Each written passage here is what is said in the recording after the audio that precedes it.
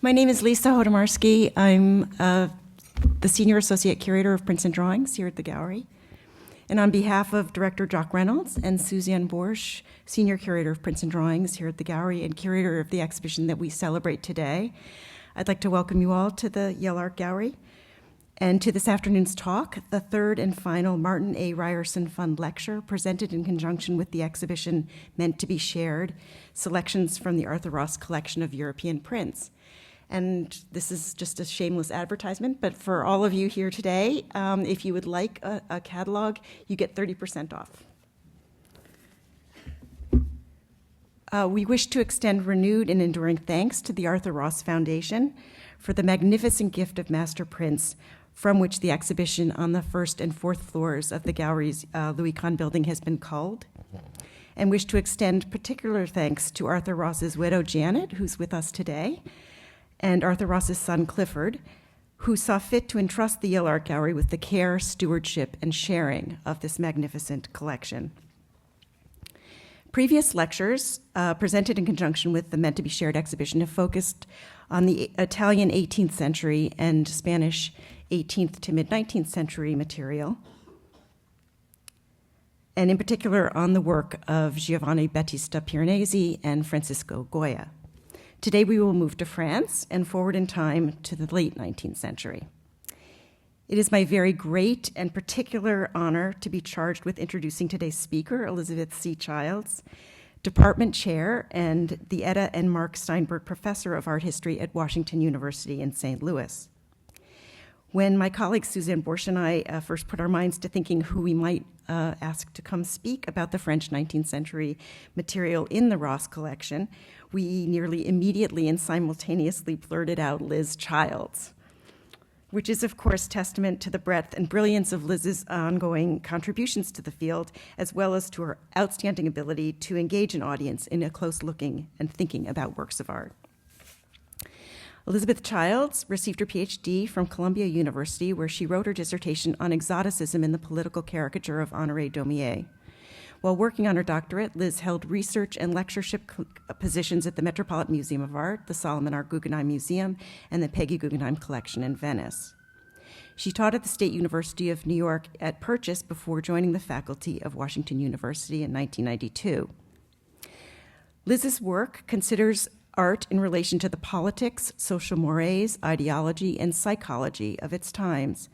She has written extensively on the myriad ways that the history of art intersects with the histories of colonialism, imperialism, tourism, and exploration. In her writing and teaching, she regularly investigates the relationships of exoticism, Orientalism, and Japanisme to the broader studies of gender and race. Elizabeth Childs is the author and/or editor of several books, including Daumier and Exoticism, Satirizing the French and the Foreign, published in 2004, and Suspended License, Censorship and the Visual Arts, published in 1997. And Liz has contributed dozens of papers on Daumier, Gauguin, Van Gogh, and other artists to diverse books and museum catalogs, including the essay Taking Back Tea Amana, Feminist Interventions in Gauguin's Legacy, to be published in the forthcoming 2016 book, Gauguin's Challenge, New Perspectives After Postmodernism. And the essay Second Encounters in the South Seas, revisiting the shores of Cook and Bougainville in the art of Gauguin, Lafarge, and Barnfield, in the 2014 volume, Framing the Ocean, 1700 to the Present, envisaging the sea as social space. Liz has several projects currently under development, including serving as exhibition consultant and catalog author to the forthcoming Gauguin Portraits exhibition, being jointly organized by the National Gallery Canada and National Gallery London. This is Liz Childs' second appearance on the gallery stage as a lecturer in recent years. Some of you may remember the marvelous talk she delivered at the opening of my 2010 exhibition, John Lafarge's Second Paradise, Voyages in the South Seas, 1890 through 1891. And Liz was also a contributing author of 2 essays to the catalog accompanying the Lafarge exhibition.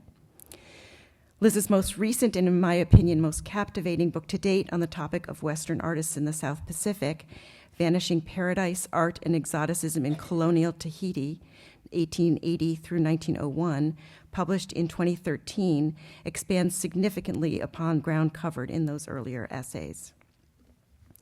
Finally, I cannot resist but mention Liz's Yale connections. She's married to a Yaley, John Klein, who is a fellow professor of art history at Washington University and who was many years ago the assistant curator of modern and contemporary art at this museum. And Liz and John's son, William Childs Klein, is also a Yaley. Will received his BA just last spring of 2015, graduating nearly 40 years to the day after his father. So without further delay, it's my very great pleasure to present Elizabeth Childs, who will speak today on From Paris to Tahiti, Paul Gauguin's Innovative Prints, in which she will discuss Gauguin's zincographs, etchings, and woodcuts in the Arthur Ross collection and place these works in the larger context of the artist's work in both Paris and Tahiti. Welcome, Liz.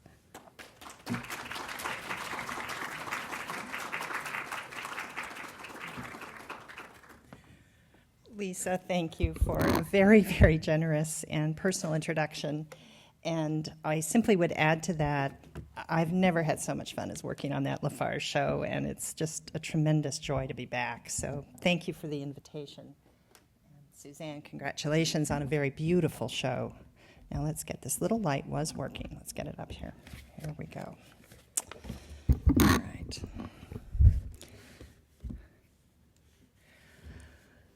So it's not always easy to see Gauguin's work afresh. An average museum goer may think she knows his art quite well. Like many of the artists of the 20th century, we've come to label as post-impressionist. He is, it seems, to be found everywhere. The rich legacy of his prolific Impressionist period, his highly charged matchup with Van Gogh in Arles, his intensely colored, feminized Breton landscapes, and the signature paintings conjured of earthly paradise in Tahiti. These all call forth packed audiences. Moreover, a fresh wave of critical post-colonial attention in the last 3 decades has opened our eyes to his freighted cross-cultural encounters with Tahitians and Marquesan cultures.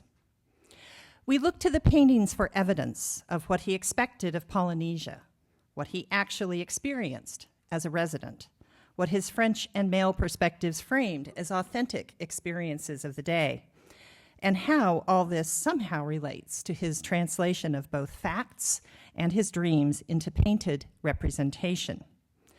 These questions continue to arise with great variety and in multiple venues. Massive retrospectives from New York to Paris to Seoul draw together on an almost annual basis major canvases that are capable of travel. And somehow, some shows manage to lure even those fragile pictures with paint desperately clinging to burlap surfaces that probably shouldn't travel at all. There is a frequent reshuffling of the Gauguin deck, a process about to kick off yet again in Chicago, Paris, London, and Ottawa, to name just a few sites.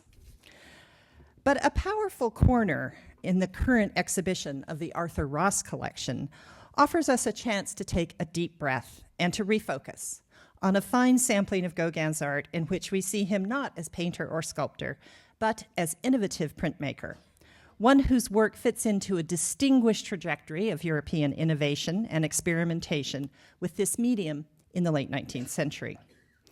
Scholarly attention to Gauguin's prints is certainly well established.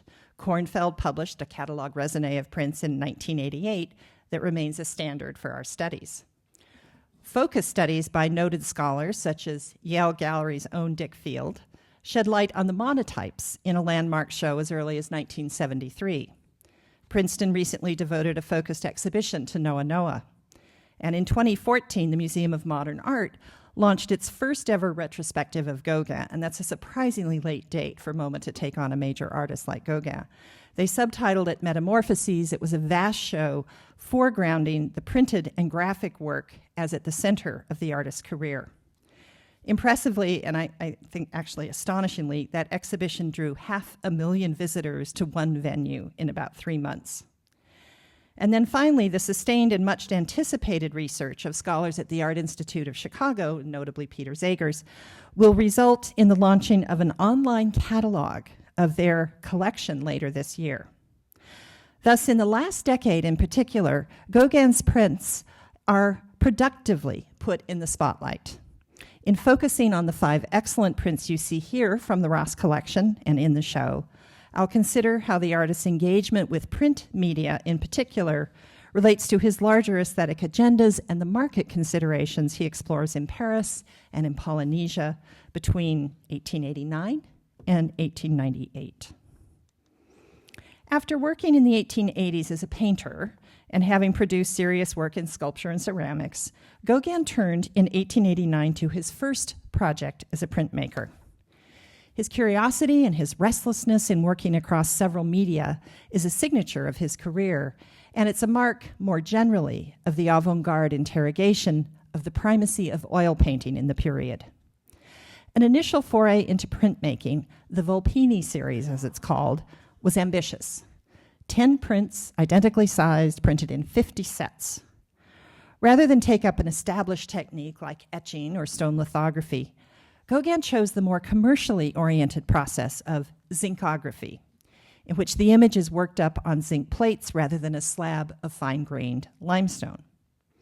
Gauguin printed the series in 1889 on a bright yellow canary paper, a choice that we'll come back to. This example from the Ross collection was printed, however, after 1911 on a white paper in a second edition by the famous art dealer Ambrose Vollard. And we know this because of letters back and forth that have recently been published.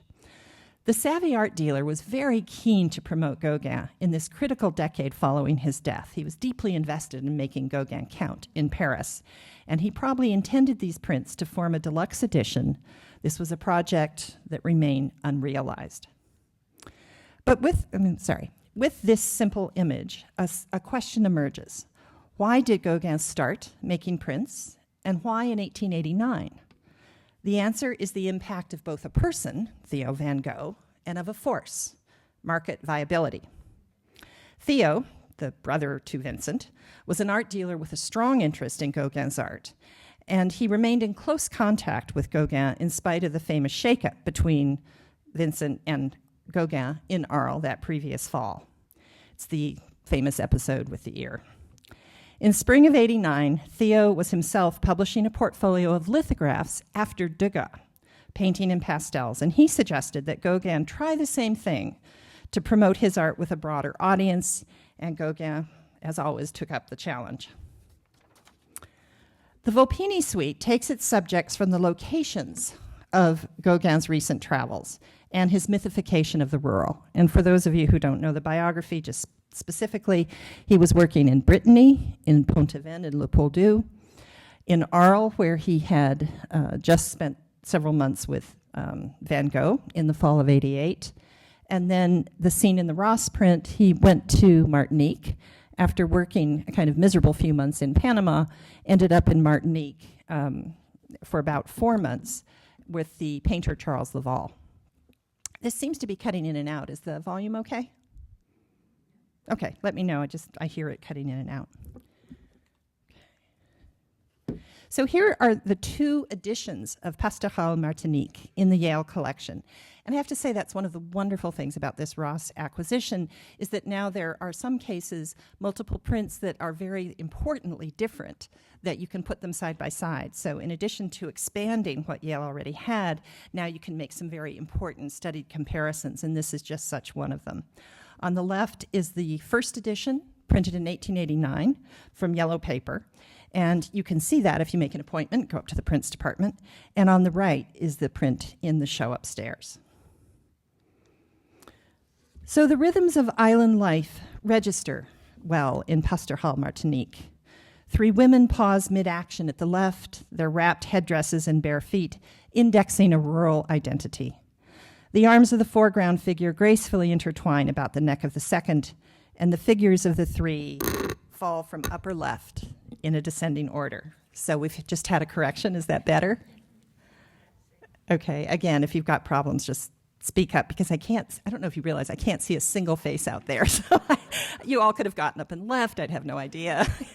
So let me know if something needs to be done. Anyway, I'm speaking of these 3 figures right here, and their heads kind of popping down the hill. It's almost as if they're musical notes drawn on a staff that has been established by the rolling landscape. Gauguin interfaces them with a nurturing world. At center, there's a black baby goat right here who's nursing somewhat awkwardly from this sort of furry white mother. And the women's forms then are counterbalanced by both this and then this large Japanist-inspired formula of a tree at the right. The large branch rises to the left here in a line that really harmonizes beautifully with the woman's extended arm. And at the base, these trees' roots extend almost like feet in a kind of anthropomorphic form, stabilizing it against the dipping hillside underneath. So Pastoral is thus an apt bucolic title, as the scene is worthy of Virgil. Gauguin naturalizes these women as elements of a rich and varied nature. And absent, as is typical of Gauguin's exoticist landscapes of the tropics here and in Tahiti, are any marks of the ample French modernity, of urban life, or of the realities of the hard physical labors on the sugar plantation, where these women no doubt made their living and surely wore shoes. And it's interesting, I went through a number of photographs of Martinique sugar plantation workers, and let's just say that these women are younger, healthier, and they have bare feet, which are it's not what you see in the visual documents. The scene does not aspire to be documentary, but rather to be a poetic distillation by memory of an island Arcadia. Yet by evacuating labor and colonialism, the artist sweeps the scene into a primitivist, timeless zone where trees, goats, and modern women not just live in harmony, but more or less are assigned equal spaces and seem to have equal worth. That reductive and patronizing equation is further naturalized by the artist's decorative language, in which the hues of the women's skin matches that of the tree, and the printed fabric of the dresses fuse the women with the patterned vegetation of a hill. The scene exudes a tropical charm through its refusal to impart much knowledge about or to demand from us any consideration of the very real human subjects. As with other prints in this series, the print restates key themes in Gauguin's related paintings. The Volpini prints are poetic echoes. They're not literal transcriptions of his painted work. Gauguin's oil rendering of the Martinique coast, and here I offer you one of a small group of paintings that survived from this Martinique trip. Many of them were marketed by Theo van Gogh, who actually thought this was a very successful project. This offers a Japanese composition of intertwining branches in the foreground and the pastoral detail of a small goat, this little bit right here, which is harder to spot than the mother goat in the print. Gauguin enlarges these hokusai-like figures dotting the shore, these workers over here, to make them the protagonists of his print. In moving to black on a yellow ground, he simplifies and emboldens the scene, transforming his Martinique subjects with iconic scale and complex visual interest. It's an image made both to promote his mythic idea of island life in Paris, a colonial fantasy of magical retreat that exists out of time, and to showcase the artistry of this painter, newly turned printmaker. The series was published in folios of 10 prints, and here you see the frontispiece on the front of one of these folios, pasted to the cover, foregrounding a Greek classical myth, the story of Leda and the Swan, which is, of course, a story of transformation and seduction.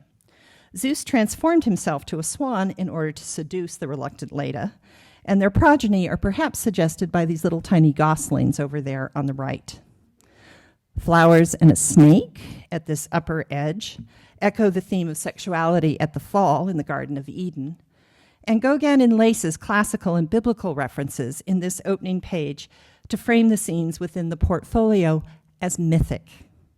They are tales of allegedly simple folk that are at once localized to Brittany, to Martinique, and yet he suggests they are as universal as myth to human experience. And then here at the lower right, another print from the 1889 edition, again owned by the Yale Art Gallery, and you can go upstairs, make an appointment, and see it. Here it is, The Joys of Brittany. And here we have two solid wooden shoe sabot-wearing women advancing in a dance-like but rather sober motion into this strange constellation of haystacks. And it's a little forbidding. I think it's a little creepy. We don't really know why they're entering such a nucleus, and these are hulking grain stacks. Their purpose is unclear. But Gauguin is best at his undercutting of sentiment or conventions of beauty. The figures have extended arms, squatty bodies, caricatural faces. They combine grace and grotesquerie, I find, in equal measure.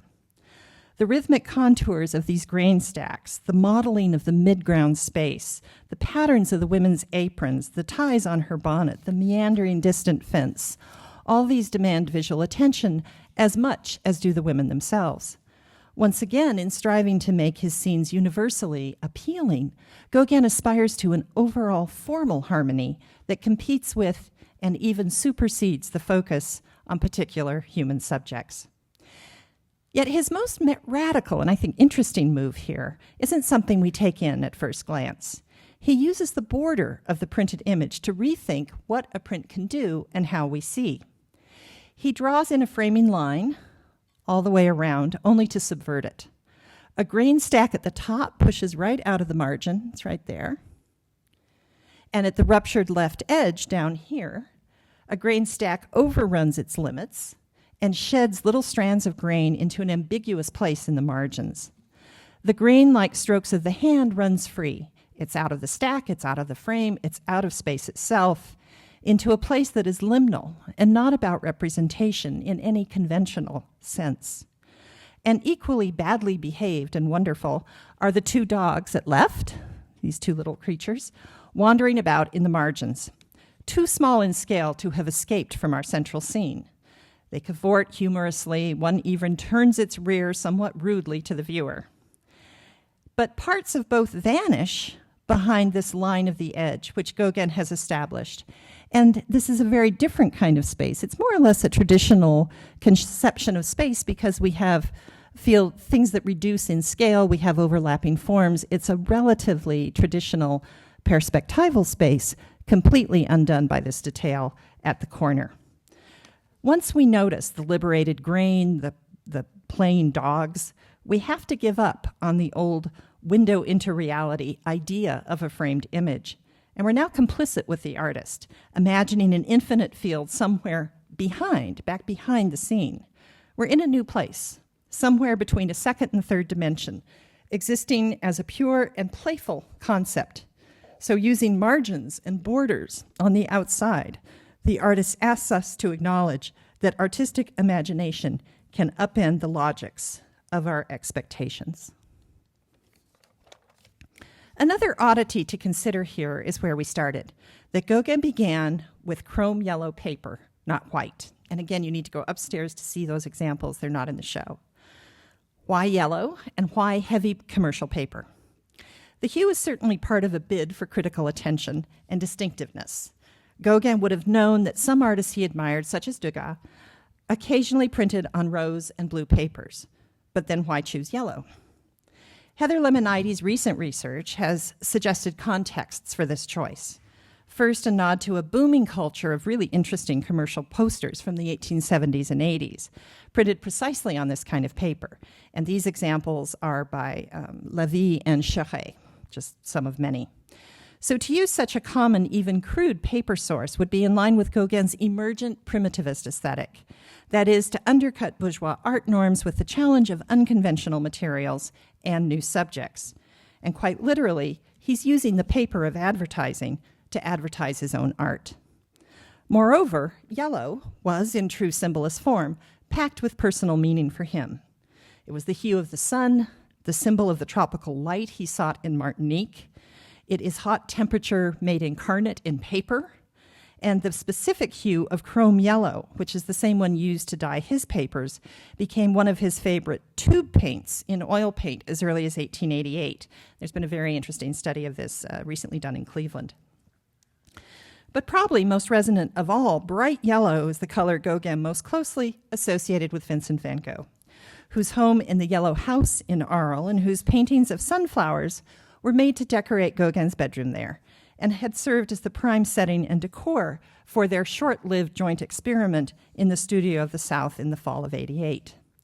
So to use yellow now in spring '89 was a kind of homage to Van Gogh, just as Gauguin's choice to order sunflower seeds and grow them in the Marquesas a decade later was a kind of memory trigger for the best of their artistic exchanges. In spite of the painful social rupture that the artist endured in December 88, again, that ear episode, and then in the spring of 89, Gauguin held close the example of the creative intelligence of Van Gogh, which included a passionate devotion to the expressive power of color. The Volpini series then can be read as a tribute to Van Gogh and Gauguin's partnership at the Studio of the South, and to Van Gogh's dream of like-minded artists working together under the Provençal sun. Like so many of Gauguin's enterprises, the Studio of the South may have been an idea that was fertile and stimulating for him in the form of a good idea, rather than as actual practice. After all, Gauguin's symbolist mantra was to dream before nature. His poetic temperament was not well suited to copying nature, and also not suited to working very much with anyone beside him. Still, it remains to ask how Gauguin used these prints to advance his art. With fellow artists Bernard and Schufenecker, he staged a debut of his identity as a painter-printmaker. The group arranged for an exhibition at the Café des Arts on the grounds of the World's Fair in 1889. This formed an avant-garde counterpoint to the official art displays staged by the Third Republic government. This show was anti-salon. It took place on the walls of a busy cafe that featured food, drink, and a very loud Russian musical group. Works of art were for sale. One had to ask to see the portfolios of prints kept behind the counter. And not surprisingly, this view-by-demand system didn't result in many sales. Of the 50 sets printed, Gauguin only sold 5, and he gave away 3 more to artist friends. He was pretty cheap. He could have given away a lot more, but he only gave away 3. So the prints were revolutionary for him, but the project itself was not the moneymaker he had hoped for. He was willing to try almost any artistic medium at least once. And his single foray into etching, which is the medium so beautifully represented by many other masters in the Ross collection, just go look at the Goya walls, this came at the height of his collaboration and networking with an elite literary circle of Parisian symbolists, particularly writers. His friend and a future co-author of Noa Noa, the young poet Charles Maurice, introduced Gauguin to the poet and critic Stéphane Mallarmé in the winter of 1890. Gauguin attended the Tuesday evening salons at the poet's home, and he made the acquaintances that would soon endorse him in critical circles as the best artist of the day whose work embodied the theoretical tenets of symbolism.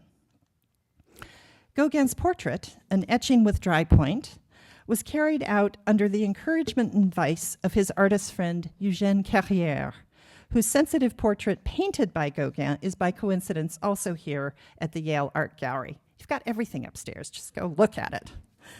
The technical expertise, the copper plate and supplies were provided by the fellow Volpini exhibitor, a painter named Léon Fauché.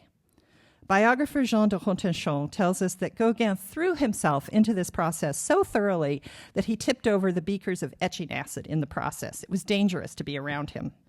But in spite of this enthusiasm and the aesthetic success of this portrait, I think one has to admit it's a tremendous work of art, he never attempted the process again.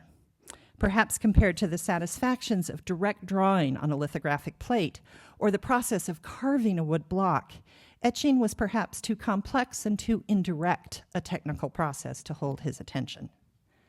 Nonetheless, this portrait is fully successful. Gauguin rendered the poet in a partial bust pose, looking obliquely to the side, a choice that in itself is a kind of endorsement of symbolist aesthetics to embrace the suggestive rather than to explicitly name the subject. Of particular interest is Mallarmé's eye on the viewer's right.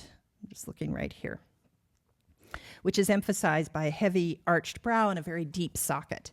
This eye, as a symbol of vision that sees beyond the ordinary, is the most exaggerated feature of the face. The print is Gauguin's homage to the leader. He inscribed it with one of these prints with the following, calling my portrait a witness to my very great admiration for this poet. 2 features of the portrait invoke the writings of Mallarmé, and thus also assert Gauguin's literary expertise and his insider status with the symbolists. One is the poet's ear, right here, kind of oddly pointed. And right on the edge of darkness, it's very easy to see it. And it invokes the faun of Mallarmé's key work of 1876, L'après-midi d'une faune, afternoon of the fawn. Gauguin may have here responded, I think, to this very common caricatural rendering that was well published in Paris. It appeared in the French press just a few years before, of Mallarmé as a fawn complete with little goat ears. I think there's probably no coincidence there. And then the other feature in this wonderful and odd portrait is this watchful raven right behind, on the chair edge right behind the poet and shown emerging from a murky depth. The bird prominently references their shared literary interest, Edgar Allan Poe's famous poem, The Raven of 1845, which I'm sure some of you could quote for us. Mallarmé, anyone want to try? Mallarmé published the first French translation of this poem. And in 1875, as you'll know if you've gone through the show, Manet provided illustrations for this poem in a series of transfer lithographs produced, as Lisa Hodomarsky explains in the catalog, by use of gilotage. This process, which began with a touche drawing on paper that was quickly transferred while wet onto metal plates, allowed Manet to preserve a dashing, spontaneous execution of touch, one that I think he found appropriate to the emotional tensions of the narrator and the flirt and flutter, that's Poe's phrase, of the raven in the poem. The resulting prints in the Ross show were interleaved in the 1875 edition with separate sheets of the Poe poem appearing in French on one side and English on the other. And by extension, Manet's drawings would be seen as yet another translation, albeit artistic, of the same poem. As Dick Field long ago suggested, it may well have been this very Manet portfolio, so popular in Paris, that encouraged Gauguin to take up working with zinc plates in his own Valpini series. And the great thing is, I'm sure it was intentional, as you go through the show, these Manet plates appear right next to the Gauguin material. It's easy to see Gauguin's attraction to these Manets. They're stark, reductive, haunting, and I find them somewhat bothersome. One is left waiting for that irksome bird to either speak up clearly or just fly away. These images were praised by the critic Jules Castagnary as fantastical drawings. And indeed, fantastical image making was the business that Gauguin aspired to. He revisits his favorite literary sources throughout his career. Poe as a literary referent, and the raven as a harbinger of mysterious, impenetrable messages, nevermore, nevermore, appears 6 years later in Gauguin's ponderous oil, Nevermore of 1897. Given that the title's inscribed in large letters right up here, in English, and that's not Gauguin's language by any means, the viewer is begged to make this connection back to the poet. Gauguin later stated in a letter to de Montfred that this black bird perched in the window was not exactly the raven of Poe, but a devil watching over the scene. But in the actual poem, Poe's narrator does call his raven a thing of evil, and I think it's clear that this is what Gauguin's invoking. No self-respecting symbolist emblem could ever be unambiguously reduced to a single meaning, and no critical effort irritated Gauguin more than attempts to reduce his paintings to what he called the whys and the wherefores. Rather, the bird announces a tone of mystery and covert meaning, carried out throughout the picture. Women at the back are conversing mysteriously, intimately. They turn away in an even conspiratorial fashion. And the direct pose of the nude Tahitian, whose body's quite graphically displayed, stares away in some kind of private thought. The position of the headboard behind her back, this business right here, is very odd. It makes no spatial sense. You know, you would expect the headboard to be up here, but it's been turned parallel to the picture plane. It's confusing. And the decorative motifs are shimmering and emergent in a very cramped interior. It's not brightly lit. The scene is largely pushed to the foreground as if to engulf us, like Poe's raven who just keeps repeating himself. The motifs of the interior repeat and dance before our eyes. Flowers, tubers, stems repeat on the wall and the bed cover, framing the non-narrative of the scene, so we're left with a dazzling and unresolved meaning. It's Gauguin's rendering of the symbolist project. Visual suggestion, not clarification, on a grand, luxurious, and maybe even exhausting scale. So the remaining 3 prints in the Ross show, I've focused on 2 so far, come from the artist's residence in Tahiti. And again, just a reminder, his first trip to Polynesia from Paris brought him down here in 1891 to the island of Tahiti. and then back to Paris and returning to Tahiti and then to the Marquesas, where he ended his career in 1901 to 1903. And just coincidentally, there's a wonderful show on the Marquesas that's opening in Paris in 2 weeks at the Musée Quai Branly. And there's a small Gauguin section, and it should be a lot of interest because there's contemporary as well as historic Marquesan material that we just very seldom see. So if you're lucky enough to be in Paris, go see that show. Or just go on a field trip. Over 8 years in Tahiti, Gauguin produces the work most generally thought of as his signature or canonical paintings. And one such picture, again, is right here at the gallery, and I chose it as my example of the Tahitian work, Parau Parau, or Whispered Words. And the scene is quintessential Gauguin. Located in a generic village, the only architecture evident is the most traditional, and you get that back here. It is a scene that is feminized by healthy young women, men, children, the elderly, the mixed race populations of colonialism. The French are all absent. Island nature is, as we saw with Martinique, welcoming and abundant.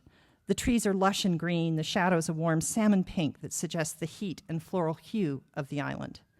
The costumes are a likely mix, colonial garb, but the standing figures who we see most immediately wear just a parea.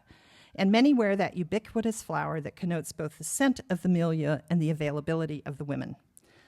The title literally means words, words. And the village is chattering. But it's not a chatter we share. We're the outsiders who might yearn to listen, to smell, to be part of this community. But it's a visit of the imagination, an invitation au voyage that Gauguin offers. There's no promise this Tahiti exists except in his abundant imagination that has enhanced his memories, and in our willingness to attend with him to a world of luxe, calme et volupté. The quote from Baudelaire. So during the 2 years on the first Tahitian trip, he makes few prints beyond some rubbings of wood patterns he liked. So what does spark his interest when he's not painting is the art of carving, which is a medium that he's long shown interest in. And remember, he was a sailor for a time and probably took up whittling even in his early years. He's especially smitten with the decorative patterns of Polynesian sculpture and tattoo schemes. And the poi bowl on the right, acquired by him soon after he got to Tahiti, is something that was intended as a kind of trade art, but he picked it up and carved the surfaces with designs he clearly adapted from Marquesan tattoo design. So this episode reminds us of his constant willingness to explore new art forms and media, as well as his love of carving. When he came back to France in 1893 and to the mandates of artistic life in the city, he took up printmaking again. The impetus seems to have been a key motivation, as with the Volpini series, to communicate much more significantly with a large potential community of collectors, critics, and artists whose opinions he greatly valued. The key event in his career of the fall of 1893 was a one-person exhibition at the Galerie Durand-Ruel, which was a prime venue. It was a place where Monet and Degas were already showing, and it was quite a coup for him to get a show there.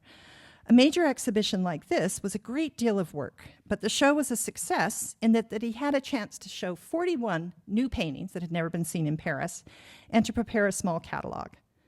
He courted the baffled confusion of his viewers, however, by refusing to translate the Tahitian titles, knowing full well no one would have a clue what they meant. He clearly wanted to lure the eye, but to confound expectation. The press response was generous but mixed, and he received warm reviews from Mirbeau, Natanson, Maurice, and Fénéon. These were the voices that mattered the most to him. Degas visited and bought a few works, which was essential. It's all good news. But the sales weren't robust, and some critics found the work decorative or, quote, barbaric and taciturn. Other words for they couldn't understand it.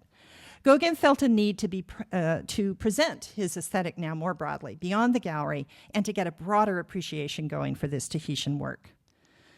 So letters to his wife, who was now living away from him in Copenhagen, show that even before the exhibition opened, he was at work on, quote, a book on Tahiti that will be very useful to make my painting understood, end quote. And that's clearly Noa Noa.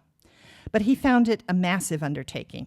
In the winter of 93, he engaged the poet Maurice to help him edit it, and it ultimately became a rewrite. It's that very generous definition of editing where you've got something back and you don't realize where it came from. Yeah, that was what Maurice was doing for him. And so they essentially became co-authors on Noa Noa. And with that literary enterprise underway, he turned to creating what was essentially a portfolio of illustrations that he hoped could be put into a portfolio format that he was going to sell broadly. And that never worked. The text only came out during his lifetime twice in 2 literary journals with no images. And as far as we can tell, he never even saw those journals. They never reached Tahiti. So from that point of view, it was a bust. But he used this project to create a set of woodcuts, 10. And this is also an image from the Ross collection, which is probably the signature or the first image in the series. This is a very handsome impression, and I think if you go upstairs, you'll see it. But it wasn't actually pulled by the artist or under his supervision. It came from the blocks that the artist's son inherited, and Paula Gauguin printed this in Copenhagen in the 1920s. But one of the reasons this is such a wonderful thing to look at is you can often find in these Paula Gauguin prints very fine detail. It's been thinly inked, and so you can actually see what was going on with the wood block, and that makes it a very important process in understanding how to look at Gauguin's prints. So first, this title, Noa Noa. It refers to fragrance, which is a key symbolist notion in the context of synesthesia. Just as sound and touch can arouse complementary sensations, the symbolists appreciated smell as a very powerful sense that could conjure the imagination and memory. Symbolist theater performances often included fragrance as a complement to the performance. We have records of scents being wafted from the stage towards the audience. And if I had my Noa Noa flowers, I would put them up on the stage and let you smell them. It's a kind of aromatherapy. It's a wonderful idea. And there was nothing more emblematic to Gauguin than this very great distinctiveness of his Tahitian experience than the strong fragrance of this flower, the TRA. So the phrase is a kind of joyful invocation of that memory for him. The Noa Noa series is a poetic rumination on the Tahitian trip. Images evoke themes taken up in the book, but generally the images are not precise transcriptions of the text or of the paintings that he showed at the gallery.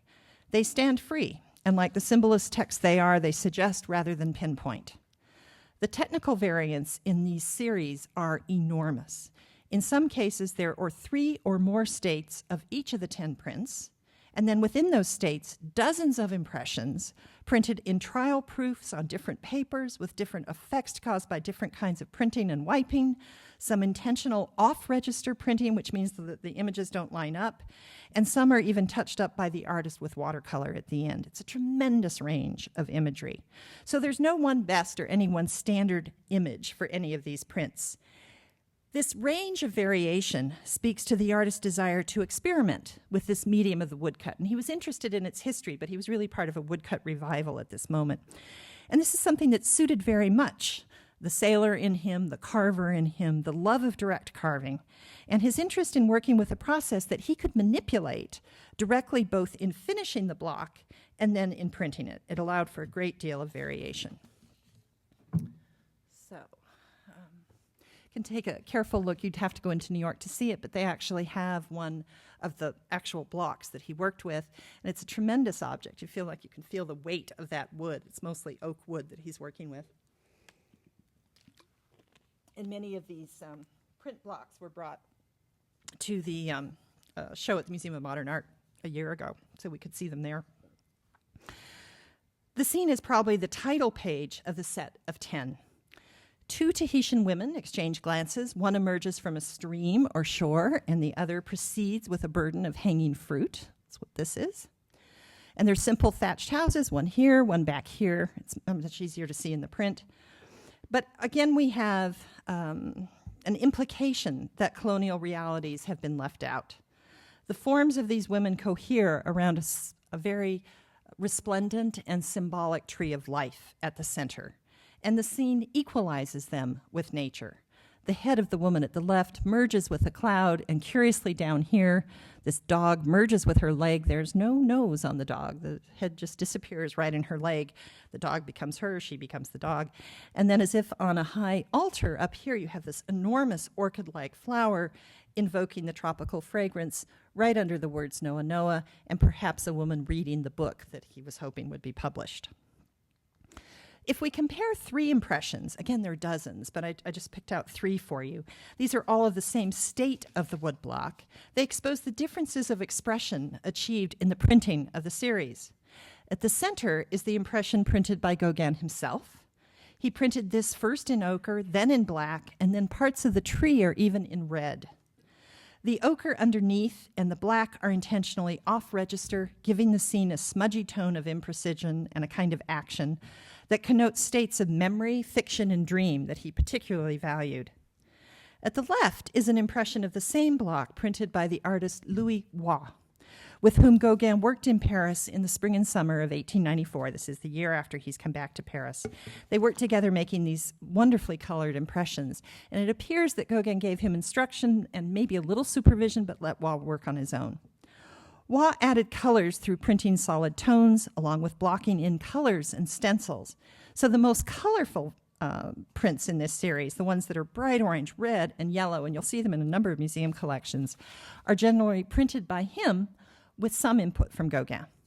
But while these prints have been very appreciated by modern collectors, the Waugh prints generally did not please Gauguin. He said of these Noa Noa prints that to him they looked like linoleum. And that is, he was comparing them to cheap synthetic flooring because he felt they lacked expression and nuance. And believe, I looked it up. Linoleum was invented in 1855. Who knew? I thought it was invented in 1950, but it was around, and there were ugly floors in the 19th century as well. So he later printed on his newer image, with his newer images on the side of some of these leftover Waugh prints, which suggests that he didn't value them as much. But at the right side, here we have the print you can see upstairs, the one printed by the Sun in the 1920s. And this is much more thinly printed. There's not as much ink as in the ones that Gauguin printed, but it does allow us to really see details. And so these details here, and even up here, being able to read these images, these are all things we can learn from looking at a Paula Gauguin print. It gives us back the logic of the image as the block was finished, with both deep cutting and very shallow cutting. The divergence of the painted themes and its printed echoes in the Noa Noa suite is nowhere more evident than in this comparison of the iconic painting on the right of 1892, which is Manautu Papau, which maybe some of you have seen. It's at the Albright Knox. And then the print that has the same title, which is upstairs, Manautu Papau, and it's written over here. And that can be translated many ways, but the Spirit of the Dead Watches is one of the common translations. So the text of Noa Noa doesn't fully explain either of these images. The book authors a tale, allegedly something that happened to Gauguin, where he talks about going in at night and disturbing his lover, Tea Hamana, and finding her scared by the presence of the Tupapau, who were night ghosts. But this painting probably owes its origins or its true motivation less to the artist's intimate biography than to a kind of painterly conversation between Gauguin and the great nudes, the tradition of Titian, Manet, and Boucher that he knew so well from Paris. And likewise, these flashing lights on the back wall echo artificial lighting effects that we know he saw in Paris, phantasmagoria to theater spectacles of electric lights that he attended in Paris before leaving for Tahiti. The painting certainly stages the major themes of his primitivism, which include mysticism, obscurity, exoticism, sexuality, and the gendered discourses of colonialism, all in bright hues painted on a rough burlap or jute that itself is a kind of critique of refined practices of painting on fine canvas in Paris. It's true he couldn't really afford fine canvas, but there's much, much more to this practice than a question of affordability. And if you look at the surface of these paintings and you see the jute, which is basically copra sacking, you get a sense of the different kind of resonance, the kind of dry surfaces, and what's really sort of exceptional about his work at that time. But the print, which has exactly the same name, doesn't feature Tea Hamana at all. Or at least we don't know. She's not on a bed. She lies within a kind of ovular field, and she's coiled up like a fetus in the womb. She's anchored to the ground by a slight shadow here and here, which I think could well be read as a placenta and an umbilical cord. and the shrouded spirit of the dead is up here still watching the scene, but our attention focuses on her body, suspended, perhaps in sleep as a metaphor, between the physical beginning and the consciousness of the body's end or death. Gauguin recycles forms from multiple paintings for this print. The curled up woman in the print echoes a body curled up on the shore. And remember, in the printing process, whatever form you make gets reversed when you print it. So imagine this flipped around as he would have made it. And I think it echoes in some ways this form right here. This painting in Chicago, The Day of the God, is something he produced back in Paris. And in it, he features these rituals of feasting, dancing, music, and love, setting the stage for perpetual cycles of life. But the status of these bodies on the shore, other than this figure in the middle, are left ambiguous. Are they sleeping? Are they living? Are they dead? What Gauguin suggests, I think, is that the spirit of the dead in his print down here is not so much a harbinger of death and evil, but a witness to the full cycles of life.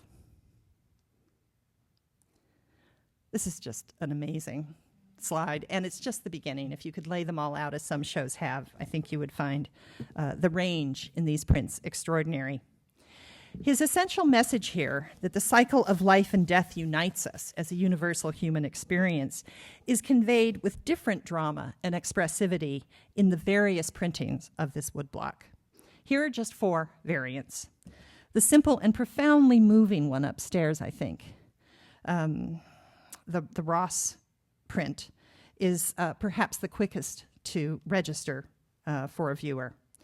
The Waugh variant at lower left, printed with Gauguin, appeals to a modern eye, but you can see why Gauguin might have found it a bit too strident. And here, think linoleum again. The impact of printing black and brown on a brown paper adds a very somber cast to this version.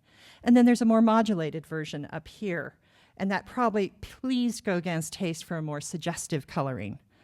But many of the rich background details that we can know from the Ross impression over here are lost. And so this is an example of what gets lost as he works it with much thicker inks. So choose your favorite. Gauguin obviously appreciated it would take more than one iteration of such a personal and idiosyncratic art to communicate with the broad audience he sought. Maybe his message was simply that self-knowledge, like art, is a process. After Gauguin returned to Tahiti a second time, he temporarily abandoned prints to focus on monumental canvases. In 1898, again, he considered how to reach this distant Paris audience he cared so much about from Polynesia, and he undertook a second major series of woodblock prints, and scholars have come to refer to it as the Volar Suite. And yes, there's a Picasso Volar Suite, but this is a different one. And he sent these prints to the dealer Ambroise Vollard in an effort to expand his Paris market. That strategy didn't work, but that is what he tried. This Ross print, Women, Animals, and Foliage, is one of the 14 prints in this series, which he printed in Tahiti on extremely thin Japan paper, and thinner than a piece of toilet paper. It's extraordinarily thin, which has many advantages, not the least of which, if you're sending 475 back to Paris, it doesn't take a lot of space, and it's not very expensive to do. So this print is typical of the kind of recycling of forms we've seen before, especially these motifs that come out throughout the Tahitian career. So here is a form of a graceful woman up here who's been appropriated from this form, which is actually a monk on the road from a Borobudur relief. And these are photos that he kept with him, took them from Paris to Tahiti, kept them all the way through the end of his career. They've ended up in a Polynesian museum now. But he used these as what he called his little friends to talk to. He put them up on his studio and let the forms kind of inspire him. But we see that he uses this to inspire a Tahitian Eve figure as early as 1892 and comes back to it again in 1898. So we have a scene of paradise that is both redolent and prosperous, and yet potentially one here because of the implication of picking the tree, picking something in the Garden of Eden. There's a potential of loss, the loss of Eden. So flowers, love, animals here all get equal emphasis in a register that suggests a narrative, but never quite specifies it. The figures remain unconnected in their discrete spaces. Whether the earlier Noah Noah suite, unlike that suite, these prints don't relate to a specific text. The last ones were done to more or less go along with the publication of a book. That's not the case here, nor did they relate to an exhibition.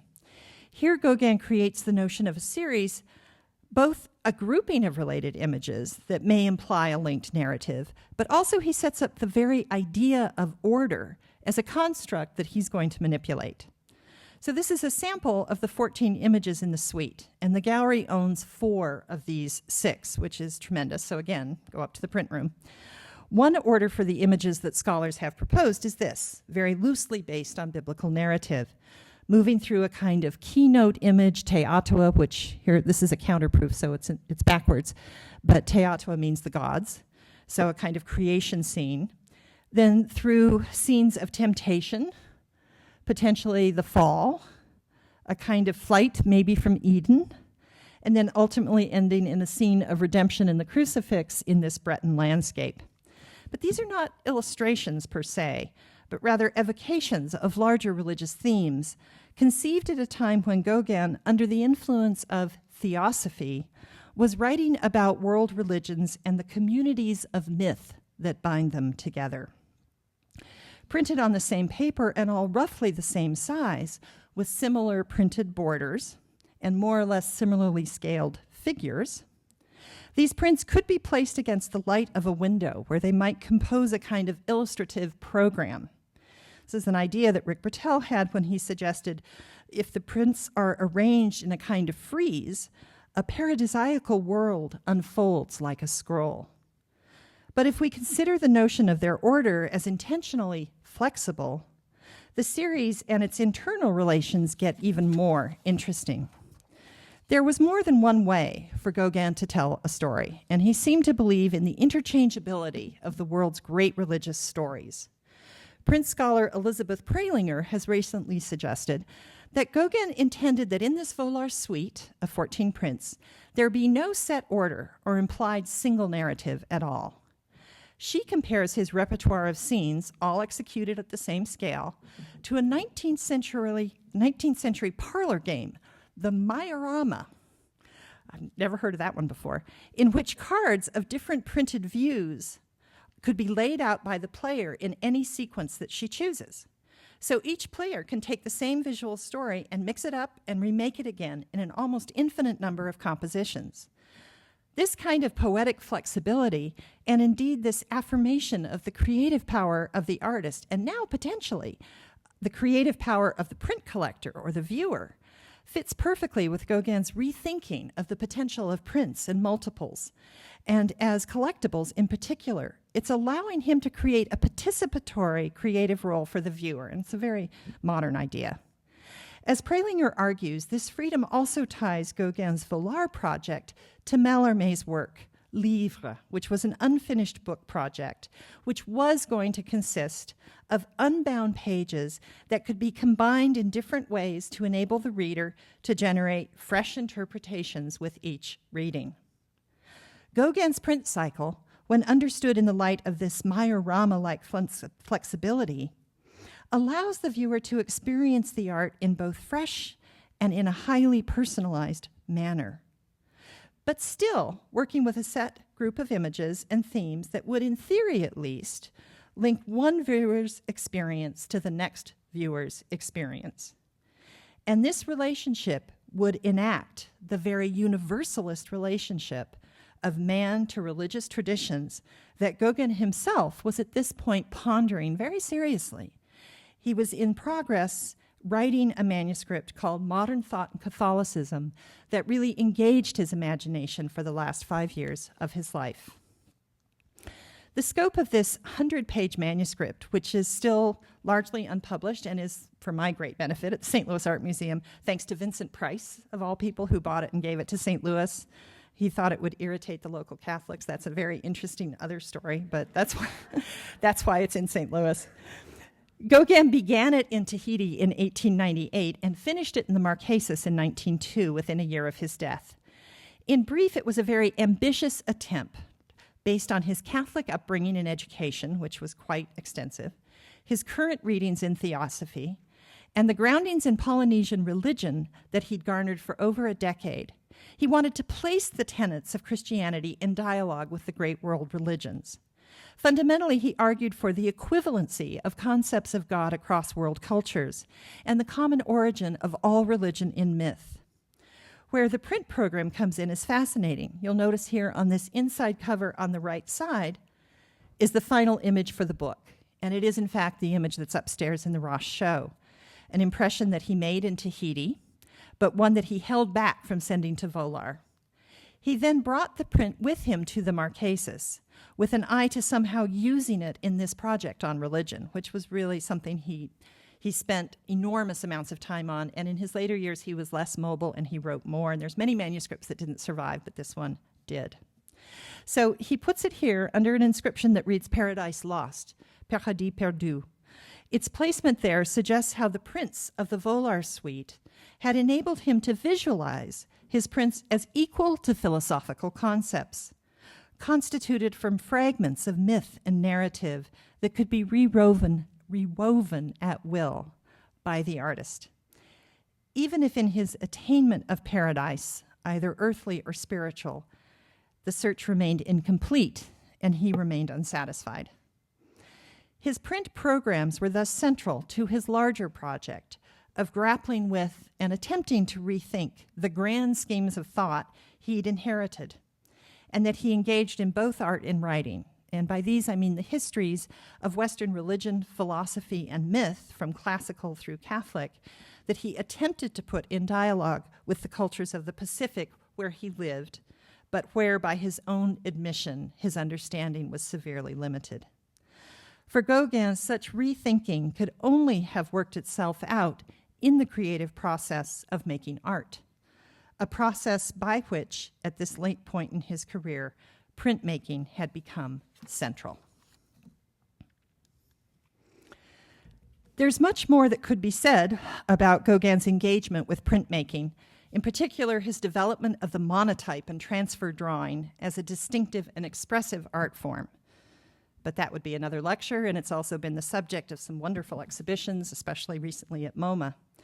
I hope that this discussion of the 5 Gauguin prints in the Ross collection clarifies how much we can learn about both the artist and these media, from his forays into zincography, to his singular but stunning use of etching, to his exploration of religious and mythical themes in the woodcut series. Had the Ross collection consisted only of that one corner you'll see upstairs of Gauguin's art, it would be well worth our sustained interest. But then happily, there's still the rest of this substantial exhibition to explore. So with that, may you all now take the time to go upstairs and do precisely that. Thank you.